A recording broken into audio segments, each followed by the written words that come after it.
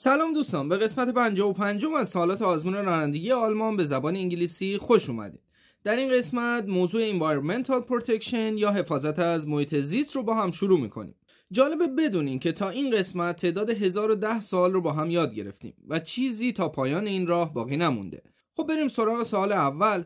Why should you avoid driving off at a rapid pace؟ میگه چرا باید از رانندگی با سرعت بالا اجتناب کنیم؟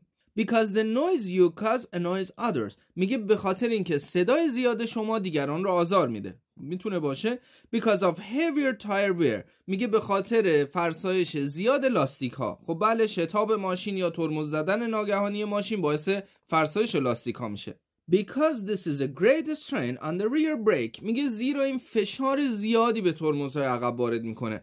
خب اصلا این موضوع ربطی به رانندگی توی سرعت بالا نداره، چون اصلا اشاره نداریم ما تو سوال که ترمز زدیم یا ترمز گرفتیم یا هرچی. پس این کلاً گزینه نامربوطیه. What is caused by driving with winter tires during the summer months؟ میگه نتیجه رانندگی با لاستیک های زمستونی توی تابستون چیه؟ It increases tire wear. فرسودگی لاستیک افزایش پیدا میکنه. خب توجه داشته باشین که لاستیک های زمستونی برای شرایط نمناک و جاده خیس ساخته شده و وقتی مدت طولانی توی جاده خشک با دمای بالا با اونها رانندگی میکنیم، خوردگی این لاستیک ها و فرسودگیشون نسبت به لاستیک های تابستونی بیشتره. خب پس این گزینه درسته. It increases driving stability. میگه ثبات ماشین و ثبات رانندگی ما رو افزایش میده. خب این استابیلیتی یا اون ثبات رانندگی به سیستم تعلیق ماشین، فنرها، کمک فنرها و سازه های داخل ماشین مربوطه، نه به لاستیک ماشین. پس این گزینه درستی نیست. It increases the fuel consumption. مصرف سوختمون رو افزایش میده. خب این هم درسته. What motor vehicles may enter an environment zone that has this sign؟ میگه چه وسایل نقلیه‌ای ممکنه وارد اون منطقه بشن که با این تابلو علامت گذاری شده. خب تابلوی اومولت رو داریم. اومولت در زبان آلمانی به معنای محیط زیسته و حالا یه تابلوی تکمیلی هم زیرش هست که نوشته کسانی که این برچسب سبز رنگ رو روی شیشه جلوی ماشینشون دارن میتونن وارد این منطقه بشن. حالا گزینه ها رو با هم ببینیم.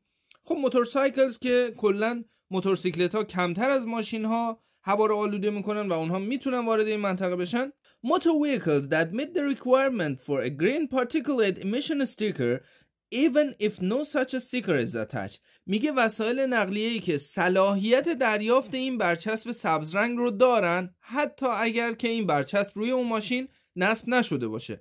خب اگه نصب نشده باشه هیچ کس نمیتونه تشخیص بده که اون ماشین آیا صلاحیت این رو داره که وارد این منطقه بشه یا نه. پس اگر اون ماشین صلاحیتش رو داشته باشه ولی برچسب رو نداشته باشه ممکنه توسط دوربین ها یا پلیس جریمه بشه. پس این گزینه درستی نیست. Motor vehicles with a green particulate emissions sticker. خب این مهمه که اون برچسب سبز رنگ رو روی شیشه داشته باشن و در اون صورت میتونن وارد منطقه بشن. You want to wash your car. Where should you do this in the interest of environmental protection؟ میگه میخوای ماشینتون رو بشورین. این کار رو کجا باید انجام بدین که به نفع محیط زیست انجام بشه؟ At a car wash. خب طبیعتاً توی کار واش میشه ماشین رو شست. In a car park. توی پارکینگ ماشین. خب جای ماشین شستن نیست. On an open road. توی یک جاده‌ای که خب رفت آمد کمتره و آزادانه میشه اونجا حرکت کرد. خب این هم گزینه درستی نیست، چون اون مواد شوینده‌ای که ما در شستن ماشین به کار میبریم بالاخره روی زمین میریزه و وارد خاک میشه و اون برای طبیعت ضرر داره. پس این گزینه درست نیست و فقط توی کارواش ما میتونیم ماشینمون رو بشوریم. What increases the fuel consumption of your vehicle considerably؟ میگه چه چیزی مصرف سوخت ماشینتون رو به میزان قابل توجه افزایش میده؟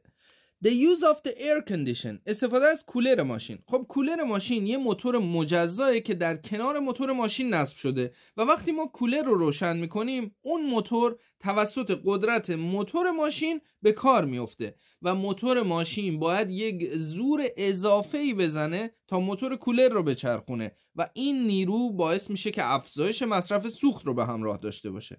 پس این گزینه درستیه. The use of the navigation device.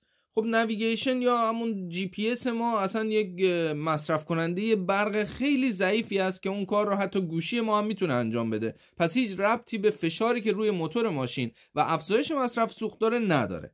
The use of heated seats میگه استفاده از گرمکن صندلی. خب توجه داشته باشین هر وسیله‌ای که تولید گرما میکنه مثل سشوار، مثل اتو، مثل بخاری برقی، اینها خیلی وسایل پرمصرف برقی هستن. دقیقاً همین استفاده توی صندلی‌های ماشین هم صورت میگیره. وقتی که ما گرمکن صندلی رو روشن میکنیم انگار که یک اتو یا یک سشوار رو توی ماشین روشن کردیم و باعث میشه که ماشین نیاز داشته باشه که برق زیادی تولید کنه و این فشار روی دینام باعث میشه که موتور ماشین هم زور بیشتری بزنه و خب در نتیجه افزایش مصرف سوخت رو به همراه داره. پس این گزینه هم گزینه درستیه.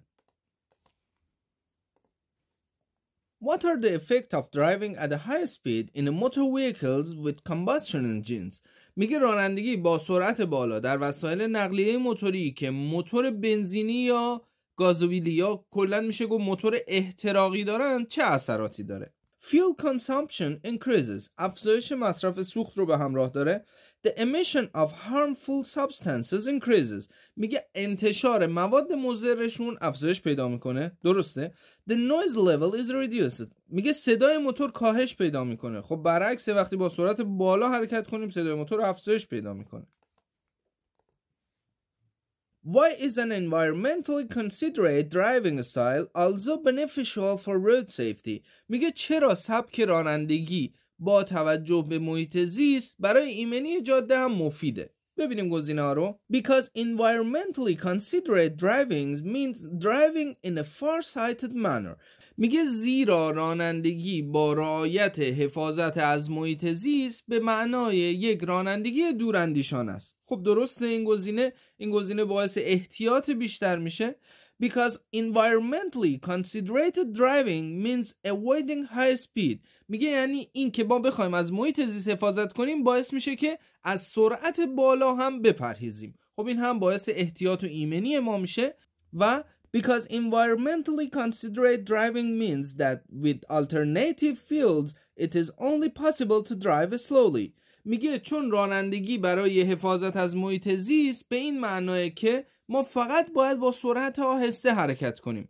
خب این تنها نکته نیست که ما در حفاظت از محیط زیست باید رعایت کنیم. خب خیلی چیزای دیگه هست که ما باید در رانندگی ازش استفاده کنیم تا از محیط زیست محافظت کنیم و گاهی ما میتونیم حتی با سرعت بالا رانندگی کنیم جوری که متناسب با حفاظت از محیط زیست باشه. پس این گزینه درستی نیست.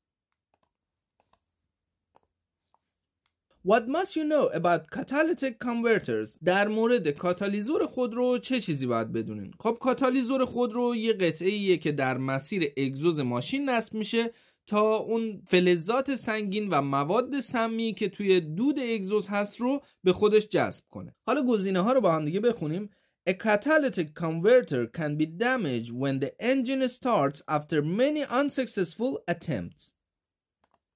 میگه کاتالیزور ماشین ممکنه در هنگام روشن شدن موتور پس از تلاش‌های ناموفق آسیب ببینه. خب وقتی ما استارت میزنیم و موتور ماشین روشن نمیشه، اون بنزینی که قرار بوده توی موتور ماشین منفجر بشه وارد اگزوز میشه و وقتی که پس از چند ثانیه موتور ماشین روشن میشه ممکنه اون بنزینی که اومده توی اگزوز هم منفجر بشه و این انفجار توی اگزوز باعث شکستن کاتالیزور اگزوز میشه. پس این گزینه درستیه. Unburned fuel in the catalytic converter cannot cause any damage when the engine starts. میگه اون سوختی که نسوخته و توی کاتالیزور وارد شده نمیتونه هیچ آسیبی برسونه وقتی که موتور ماشین روشن شد. خب این گزینه دقیقاً برعکس گزینه اوله و همونطور که توضیح دادم اون سوخت اگه نسوخته و وارد اگزوز شده ممکنه که در لحظه روشن شدن ماشین توی اگزوز منفجر بشه.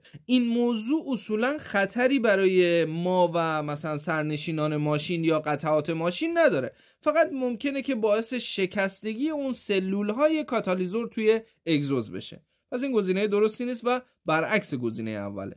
A catalytic converter can be damaged or destroyed when the car is towed to start. میگه وقتی ماشینمون رو میکشیم یا هلش میدیم تا مثلا با دنده 1 و 2 پامون رو کلاج ناگهانی پا رو از روی کلاج برداریم و ماشین رو روشن کنیم. این اتفاق هم ممکنه که به کاتالیزور ماشین آسیب برسونه. پس این گزینه هم درسته. What result in increased fuel consumption of your car؟ میگه چه چیزی باعث افزایش مصرف سوخت در خودروی شما میشه؟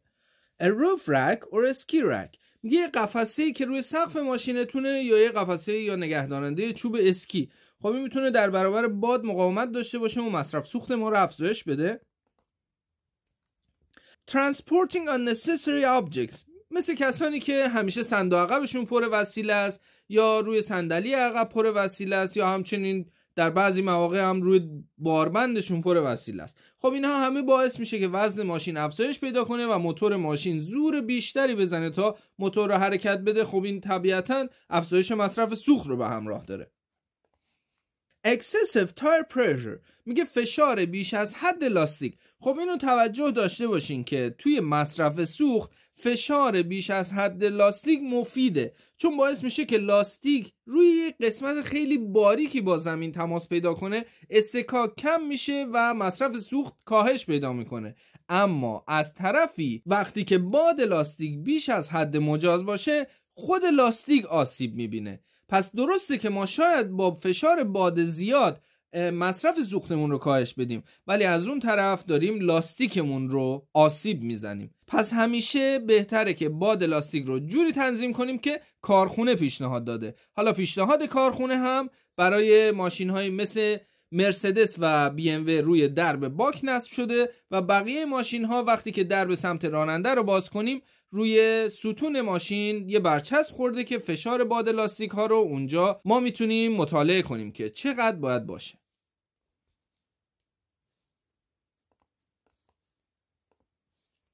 How can you save fuel؟ چطوری میتونیم در مصرف سوخت صرفه جویی کنیم؟ By removing roof racks or ski racks. خب سوال قبلی داشتیم که اگر روی سقف ماشین چیزی داشته باشیم افزایش مصرف سوخت رو داریم. حالا با برداشتن اون ما میتونیم صرفه جویی کنیم توی مصرف سوخت. Avoid driving in the top gear. از رانندگی با دنده بالا پرهیز کنیم. خب این گزینه برعکس مصرف سوخت دنده 1 بیشترین مصرف سوخته و مصرف سوخت دنده 5 6 یا حالا گیر باکسمون تا هر چند دنده‌ای که داشته باشه دنده های بالا کمترین مصرف سوخت رو داریم. پس این گزینه درستی نیست. By observing at least the tire pressure indicated in owner's manual. میگه با رعایت حداقل فشار باد لاستیک ها در دفترچه راهنمای مشخص شده خودرو. خب این گزینه درسته. باد لاستیک ها توی مصرف سوختمون خیلی تاثیر داره. Which conduct shows awareness of the environment. میگه کدوم رفتار نشون میده که ما به محیط زیست آگاهی داریم. The formation of carpools. میگه فرمت و رفتار استفاده از روش کارپولز. کارپولز چیه؟ یعنی اینکه کسی که میخواد به سمت محل کارش بره تنها با ماشینش رانندگی نکنه. خب دوست، همکار یا خانواده رو هم به محلهایی که سر راهش هست برسونه. یا به قول معروف میشه گفت کمتر استفاده کردن از وسایل نقلیه تک سرنشین. خب این گزینه درستیه. Switching off the engine in a traffic jam. خب توی ترافیک ها موتور ماشین رو خاموش کنیم. این هم خیلی کار درستیه. Changing to public transport at the collective parking areas. تابلوی داشتیم که کلمه P به علاوه R رو توی تابلو ما میتونستیم ببینیم. این تابلو در پارکینگ های نصب میشه که ما به راحتی میتونیم خارج از محدوده شهری ماشینمون رو پارک کنیم و بعد از طریق حمل و نقل عمومی به داخل شهر بریم. خب این هم گزینه درستی میتونه باشه و به حفاظت از محیط زیست، کم شدن ترافیک و آلودگی هوا کمک میکنه. How can you reduce noise؟ صدا رو چطوری میتونیم کاهش بدیم؟ خب ببینیم گزینه ها رو. By driving at a high engine revolution. با رانندگی با دور بالای موتور. خب این اصلا خود جمله داره سر و صدا میکنه. دور بالای موتور خودش صدای زیاد ایجاد میکنه. By driving at a high speed. خب این هم نیازمند دور بالای موتوره که باز هم صدای زیاد ایجاد میکنه. By driving in 4th or 5th gear in build-up areas.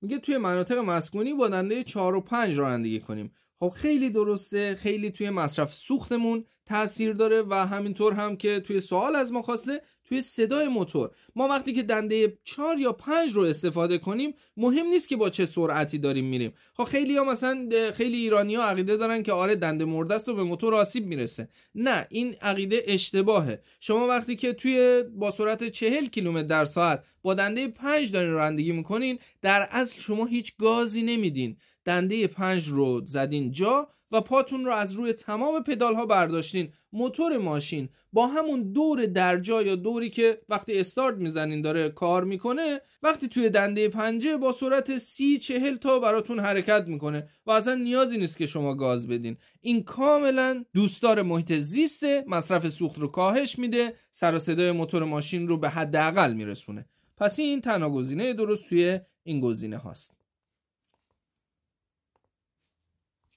Where do you have to place the emission sticker for identifying the low emission vehicles؟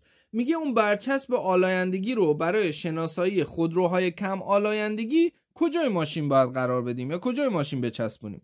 Clear visible on the outside of the windscreen. میگه خیلی واضح در خارج از شیشه جلو. خب خارج از شیشه جلو یکم پیدا میشه و اونو میکنه میبره، یا توی کارواش کنده میشه، یا آفتاب میسوزونش، یا به هر دلیلی از بین میره. پس این جایگاه درستی نیست و در نظرم بگیریم که اصلا هیچ برچسبی ما نداریم که از بیرون روی شیشه ماشین بچسبه. Clearly visible on the inside of the rear windows. میگه خیلی واضح از داخل روی شیشه عقب. خب اصلا این هم خیلی خنده داره. تا به حال اصلا فکر نمی‌کنم دیده باشین که کسی برچسبی از داخل به شیشه عقب ماشینش چسبونده باشه. پس گزینه آخر clearly visible on the inside of the windscreen میگه خیلی واضح نصب بشه از سمت داخل بر روی شیشه جلو. پس این گزینه درست ترین گزینه است. Where can you store your baggage so that you do not increase your fuel consumption unnecessarily؟ میگه چمدون خودتون رو کجا میتونین بذارین که بی خودی مصرف سوختتون رو افزایش ندین؟ Behind the front seat، پشت صندلی جلو. خب این بهترین جا برای قرار دادن چمدونه. چرا؟ وقتی که ما چمدون رو توی صندوق عقب قرار میدیم درسته که در برابر باد مقاومتی نداره، اما اون تعادل ماشین رو به هم میزنه و ممکنه که قسمت عقب ماشین رو ما الکی سنگین کنیم. پس هرچی که بین دوتا محور ماشین قرار بدیم توی مرکز ثقل ماشینه و توی تعادل و پایداری ماشین هم تأثیر کمتری میذاره. پس اینجا جای درستیه. under roof rack، روی سقف بذاریم، روی باربند بذاریم. خب این باعث افزایش مصرف سوخت میشه چون مقاومت در برابر باد داره.